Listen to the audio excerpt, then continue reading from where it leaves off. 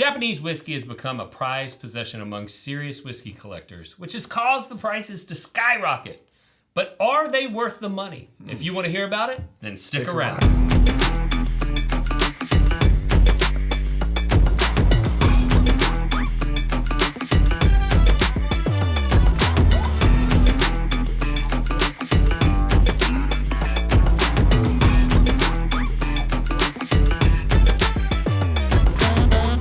Welcome into the world-famous Bourbon Real Talk studios. We are live right here in the wonderful state of Texas, the Lone Star State, coming to you in your, wherever you're watching us. Yeah, it could be anywhere. And this wouldn't be possible without the faithful support of our patrons. So we've got to start the episode out with thanking you guys. You are the real MVPs of this show. We cannot be here. We cannot be filming. We cannot do this without you. And speaking of patrons, we've got one right here with us. In studio, Chris is here hanging out with us. So that's just one of the benefits of being a patron. You can come and hang out in the studio if you're local, but there's other benefits too, right? There's bonus content that you get, special offers, distillery takeovers, there's barrel picks that we do, in-person meetups, virtual bottle shares, the list goes on and on and on. And not to mention the best part, the discounts on merch, right? All the cool merch at bourbonrealtalk.com. You get a discount on, and you get to know about new stuff coming there before anyone else does. So it's a win-win for everybody. It's not just a one-way street. It's not just a donation. So if you are not supporting the channel financially, that's a way you can do it. Go to the link in the description. Check out the Patreon options. And if nothing else, just like and subscribe to the page, guys. That's an easy, free way to support what's going on here at Bourbon Real Talk. Absolutely. So, Chris, what has been your favorite Patreon benefit? My favorite benefit by far has been the distillery takeovers. Yeah. It's such a great time. You meet so many people. You get to hang out with other patrons. You have folks that fly in from different states to come participate in this. And it truly is a tight-knit community when you think about it, awesome. Supporting each other. And this is one way that me as a Patreon member can kind of give back to that community. I get to support this page, which has its way of supporting the community. It's awesome. That's been my favorite. And there's so many other things that have been awesome. That's cool. All right, well, we're going to talk about Japanese whiskey today. Which I know nothing about. Real quick disclaimer, everyone's palate's different. So you may not necessarily agree with everything that we're saying here. But one thing that I found interesting as I did some research, so you all know that there are some areas that spell whiskey with an E and some areas that spell it without an E. Right. So one of the things that I've learned recently is that the plural form of whiskeys, when the area spells it without an E, is Whiskies. Okay. But in areas that spell whiskey with the E, it's Whiskies. Really? Yes. Huh. Yeah. Because I was the other day I was writing whiskeys plural and I was like, wait, which way? And then the E and no E thing came up and I was like, oh yeah, okay, that makes sense. Yeah. Also, Japanese whiskey must be fermented, distilled, aged, and bottled in Japan. Okay. And it must use some portion of malted grain in its mash. Okay. Or it can't be called Japanese whiskey. So those are the rules. And the water source also has to be Japan. Okay. And so those are pretty geographic restrictive requirements because like most spirits don't have a geographical restriction on aging location. It's mostly about production. And so for them to get that specific, I thought that was interesting. Another disclaimer that I'll go ahead and throw out here is I know next to nothing about Japanese whiskey. Okay. So this is all straight up just from a novice standpoint. Any of my opinions that I might throw out during this episode are completely novice. I'm not very well versed. And this is going to be really my first broad experience with it. Really? Okay. I can say I do own a bottle of Japanese whiskey, and I've probably had 2 pours out of it in the last 8 years. So when you're having a discussion about whether or not this really expensive whiskey is worth it, maybe the opinions of people who don't drink it all the time are the most valuable. Yep. So let's talk a little bit about Japanese whiskey. So commercial production of Japanese whiskey started in 1923, although there's some evidence that they were distilling whiskey back around 1870. In terms of commercial production. It wasn't until 1923 when a guy whose name I cannot pronounce studied whiskey production in Scotland, and then he brought those skills back to Japan. Okay. And the entire objective of Japanese whiskey has been to produce a product that was like Scotch whiskey. Okay, yeah, that makes sense. So it's not like the United States where we have our own unique thing, or like some regional deal, like, Colorado whiskey doesn't taste like Texas whiskey. They were purposely trying to mimic Scotch. All right. Okay. Another thing you need to know about Japanese whiskey is that they have access to a special type of oak tree called Mizunara, and it is native to Japan, and it translates to water oak. Which, understanding that this type of oak cellular structure retains more water than like American oak or French oak, helps you understand why it is more interesting as an aging vessel for whiskey, and it's because that cellular structure allows the whiskey to extract flavor compounds out of the whiskey more easily. It's known for imparting flavors like sandalwood, coconut, and honey, and it is controlled by the Japanese government.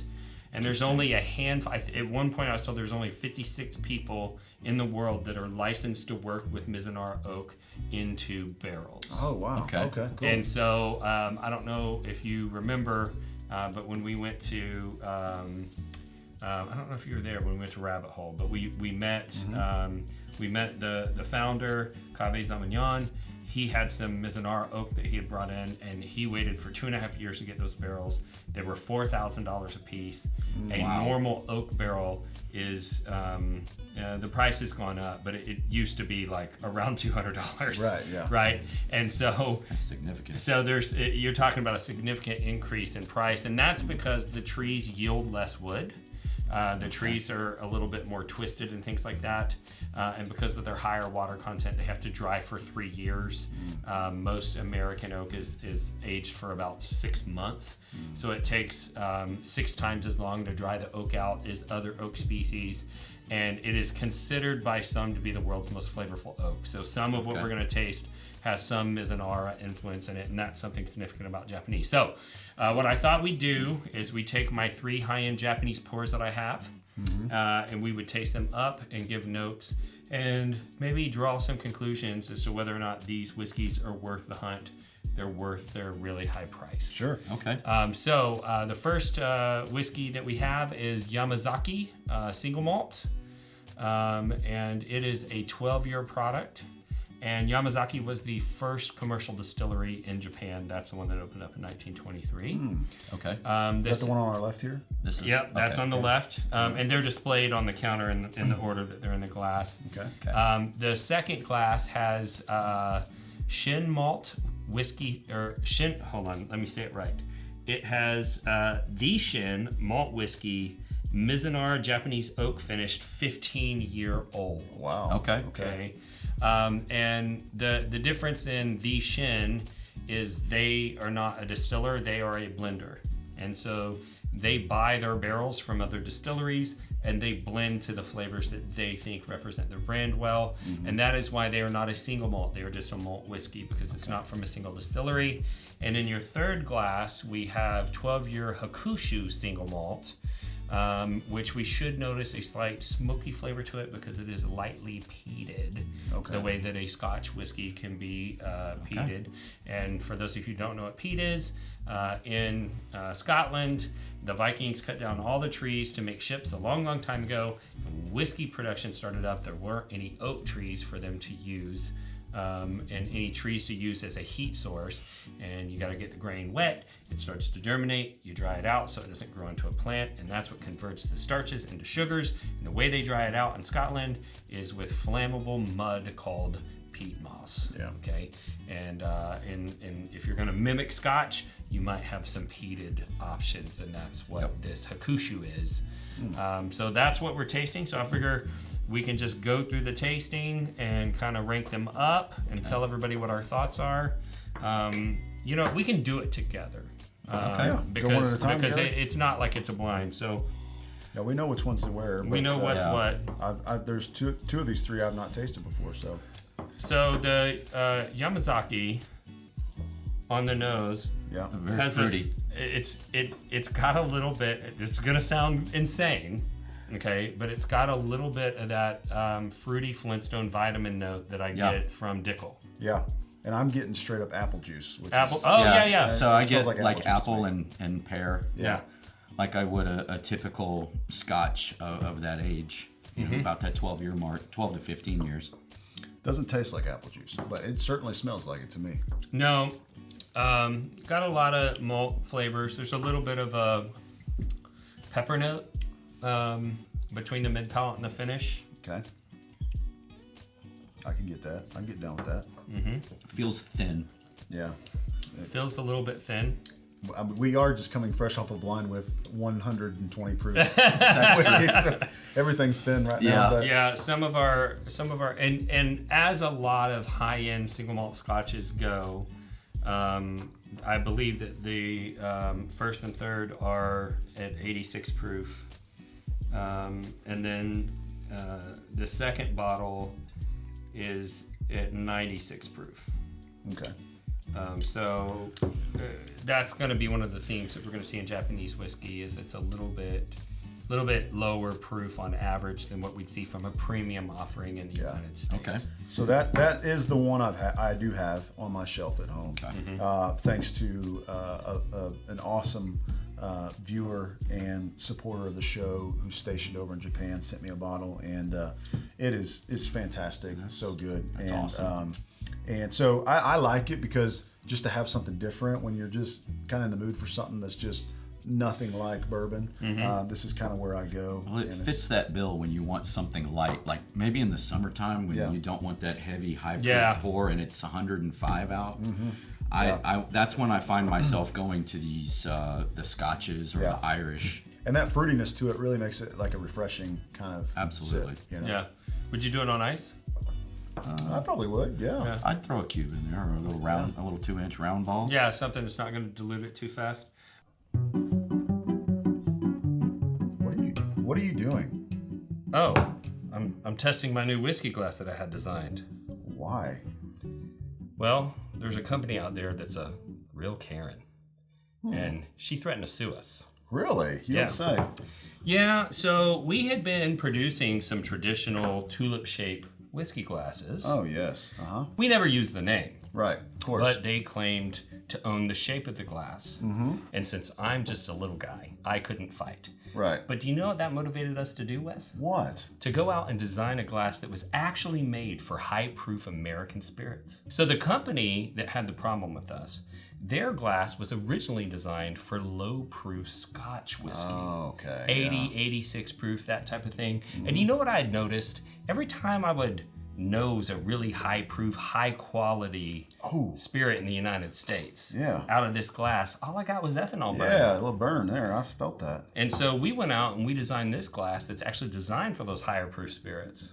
And I'm so confident in this glass that if anybody were to go to our website and buy one, I'm offering a money-back guarantee. Wow. If you get that glass to your house and you find yourself one of these traditional tulip-shaped glasses and you nose a high-proof spirit side by side and you can't tell the difference, I will gladly give you your money back. So what you're saying is they can really stick it to the Cairn and support the little guy by going to bourbonrealtalk.com and ordering one of these with absolutely no risk. They could get their money back if they don't prefer it nosing it to the other. Absolutely. Okay. And if you love small business and you like sticking it to Cairns, that's the way to go.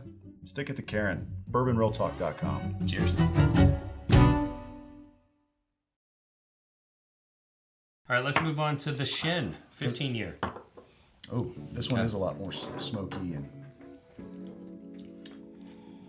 There's definitely more on the nose there. Yeah. Much bolder profile. I feel like this tastes more like a Scotch to me than the first one.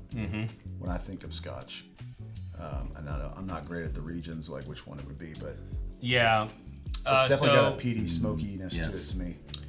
Yeah, so the 15-year is a blend, but it is finished in that Mizunara oak, and so I would expect to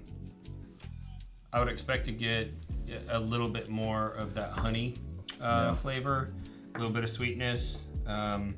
Anybody getting coconut? Because they say that's a flavor, and I have a hard time picking up coconut on whiskey. Well, there's two different kinds of coconut. That's the thing that always throws me off. Are we talking like the little flakes that's on top of like a pie, or are we talking like you cracked open a coconut and drinking coconut water with the skin? Yeah, because those are way different. The flavors. true meat part of the coconut for me always, for me personally, imparts a strong vanilla bean flavor. Yeah. Okay. And I'm getting some of that in here, so maybe that's the coconut. They said sandalwood was also a possibility. And I've never eaten sandalwood, but I've never. It's one of Lindsay's favorite scents, and she just bought sandalwood spray from India and Allison's admin of Bourbon Real Talk Community. They just took us to San Miguel de Allende, Mexico, where her mother has a shop that sells sprays and lotions and all that stuff. And we bought some sandalwood spray, and I could say that I get a hint of it in here. Okay. It might come across to you as a peppery note, but it's a little bit more of a sweet woodiness. I'm picking up peat in there for sure. Yeah, that's what I keep getting. I think that there's probably at least some peated whiskey in this blend. Although I didn't do a ton of research of what all went into this release, I would suspect based on flavor that there's at least some peat influence. Very peat sensitive when it comes to scotches. I'm not a fan of like the Islay scotches and whatnot. Just it's too much for me personally. And so when I drink one of these scotches that are blends, I can always pick out one that seems to have a peat in it. A little bit of peat, yeah. And this one's good though. I'm the comedy rule of threes on peat. So the comedy rule of threes is you make a joke, half the crowd laughs. You make the same joke the second time, no one laughs. You make the same joke the third time, everyone laughs. Okay. That's how peat works for me. You put a little peat in there, I'm like, okay, I see what you're doing. You put a little bit more, I'm like, what are you doing? You put a whole lot more, and I'm like, all right, I'm in. So I love Octomore, things like that. But something like a Lagavulin 16, I like to smell it, but I don't like to drink it. But Auchentoshan, it's got a real slight peat to it. I like it, and I think this falls more in the Auchentoshan category. Yeah, where it's slight, but it's definitely there. It's more. It's just a peat flavor. If I had a bottle of this at home, I would not. Not that this tastes like Auchentoshan. No. But I'm saying the level of peat influence. It's. I'm enjoying it. Yeah. So let's go to 3. Okay. All right. This is the Hakushu 12-year. Hakushu is made by the same distillery as Yamazaki, although they own multiple distilleries and they're in different geological zones. And this is a mountainous region. And so the aging environment is very different here. And I'm told that this one is peated as well. It's got quite a bit more peat on it. Okay. I'm going to throw out. That's the first thing I noticed. I'm going to throw out something. This tastes exactly like to me. Okay. Okay. Sometimes if I do drink whiskey on ice. Okay. And I let that ice cube dissolve all the way. Mm-hmm. And I forget about it. I go back and I take a sip of it. This is what it tastes like: an old ice cube with a little bit of whiskey in it. An old, like a little freezer burnish ice cube with a little bit of whiskey to it. The one that fell, it's in the way back. It's misshapen. Yeah, and it's just like it's diluted the whole thing. This is just very, very light. You can see it's very light.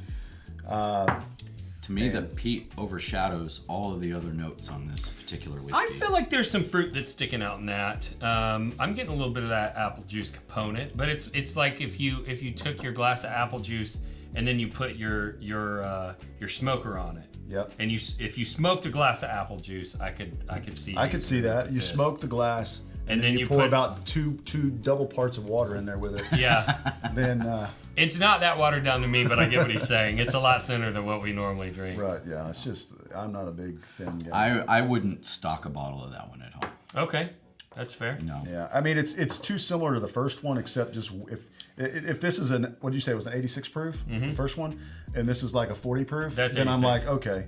This one is the same proof? They're both 86. So this one tastes like it's half the proof of the first. So I just stocked the first. It's like a lot of the similar flavors. Well, before we go saying that, let's talk about how much they cost. Okay, that may be a difference maker because we haven't talked price yet. Yeah. Okay. So I'm curious because. So if you're thinking if you're going to buy one of these, you get the Yam 12. If I had to choose between these two, okay, I would go with the Yam 12 because. Would you go with the Shin above the Yam? Probably not personally, because I just don't like an overly peated type flavor. Well, and I'd agree with that. If you love peat, don't think that the Shin 15's got a ton. No, it's not. No, it's very subtle. It's subtle, but all right. So the Yam 12, Yamazaki 12. Now keep in mind, I used to get these on the secondary market for a friend of mine, and we'd pay $100 on the secondary for Yamazaki 12 and $400 on the secondary for Yamazaki 18. Really? And now the retail price of Yam is for the 12-year is $215 at total. Wow. Okay, I'm out. Okay. Yeah. And so, are you a buy or a pass at $215? I'm going to pass on that. I'm a pass. You're a pass. All right. The second bottle, which was that pretty much everyone's second favorite, or Yeah, I'd say so, yeah. I would agree. I would say they're in my order 1, 2, and 3. Okay. The second bottle, the Shin malt whiskey, 15-year-old, retails at $120. Okay, I might do that. I'd be a buyer. You I'd might just be get a buyer? one at least, you know. I might have one to hold on to, so when I do have a Scotch drinker that comes to the house, that I have some more offerings for them. I personally am probably not going to be sipping from that bottle a few times a year, but I could conceivably hold on to it to share. Yeah. Yeah, I get that. If you're the type of person that stocks whiskey that's not for your palate, and maybe the quality price ratio is not there for you, but you want it for somebody else, I could kind of see paying $120.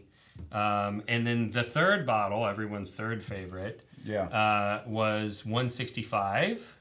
Okay. At retail. Are you a buy or pass at $165, Wes? I'm going to pass on the sugar water for $115. Chris? I'm going to pass on the peat. I'm a pass as well. Sorry, Japan. No Sorry. disrespect, man.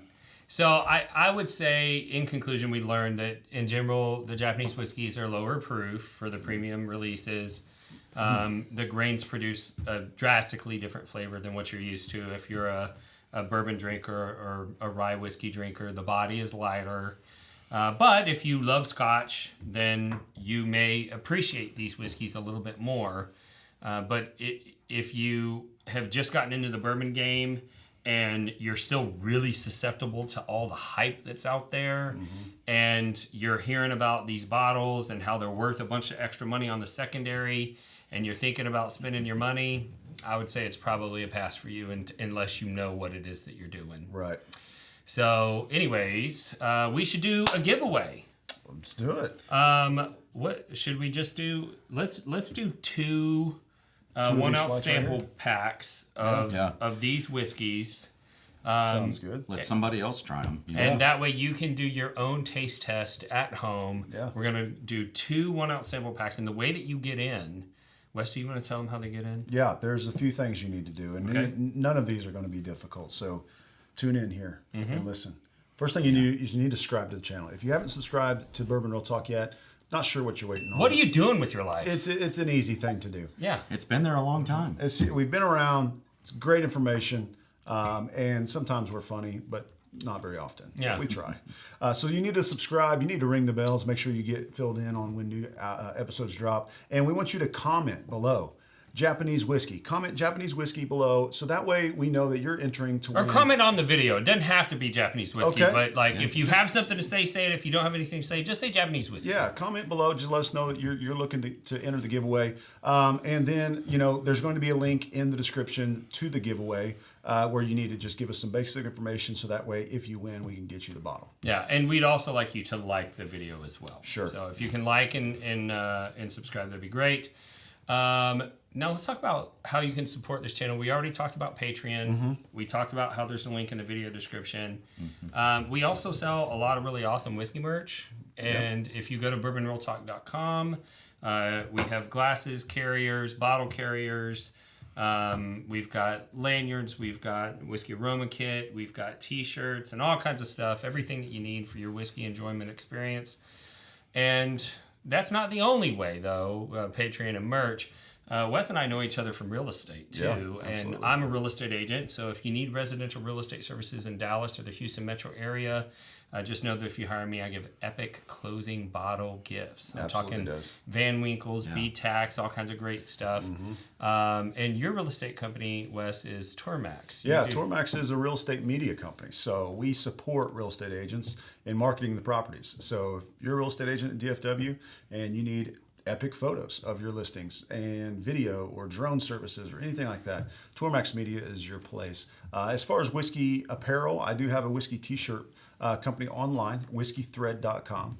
You can go check it out, buy shirts like this one, Whiskey Trolls Are Dumb. And I own one of your shirts. Yeah, he's got the it's a great shirt. The barbecue, bullets, and bourbon shirt, right? Love it. My wife bought it for me as a gift. Yeah. So go on there. We've got all kinds of funny t-shirts and whiskey swag there.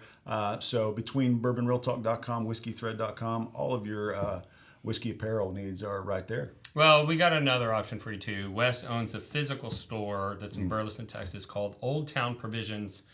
And it took me a while to wrap my head around what the store was, but it's like everything manly. It's like a gentleman's dry goods store. You got like handmade knives, handmade leather bags, rub for barbecue, specialty beef jerkies, flavored like sunflower seeds, and when you go in, you get to drink beer or whiskey while you're shopping. Yep. They got clothing, they've got hats, they've got bags for your cooler bags. You got like everything that's like cool and manly. So if you're a woman out there, you're looking for something good for a man in your life, or if you're a guy and you just want to like think of all the stuff that you're like, man, that'd be cool. He's got that. Like he's got a kitchen knife that looks like a meat cleaver. Yep. Right? Like he's got all kinds of cool stuff. So so that's how you can support the show. If this is your first time tuning in, we'd like to thank you for the view and let you know a little bit about our show philosophy, because we are all about bringing people together around whiskey. Mm-hmm. And that's something that's personally important to me, because I did lose my brother to suicide in 2014. He was a veteran, and as a lot of veterans do, he struggled with his injuries whenever he got out of the service. And over time, he kind of alienated and lost a lot of the connections in his life, and I believe that helped lead to his demise. And I want to help people not lose those connections and not feel alienated. And I saw whiskey bringing people together. And so I thought maybe if I could get you connected to whiskey through this channel, the whiskey would do the rest of the job and get you connected to others. And along those lines, Wes convinced me to start Bourbon Real Talk Community, which is a free Facebook-based online whiskey forum. You can get connected with other people. There's a lot of generosity and sharing that goes on in there, and all of that helps facilitate relationships. So we would invite you to go over there. And we knew we had to do it, because when you look around, there's a lot of negativity on the internet and whiskey enthusiasts and other enthusiast communities. Lots of trolls. And everywhere. Yeah. And so those trolls, they taught us something, though. Not only did we need to create a troll-free environment like Bourbon Real Talk Community, but they also taught us that if somebody can hate you online, somebody else who chose to do so could love you online. And that's why we end every show the same way, and that's this. If you woke up this morning and you were unsure whether or not anyone loved you, just know that we love you. And we'll see you next time on Bourbon Real Talk. Cheers. Cheers.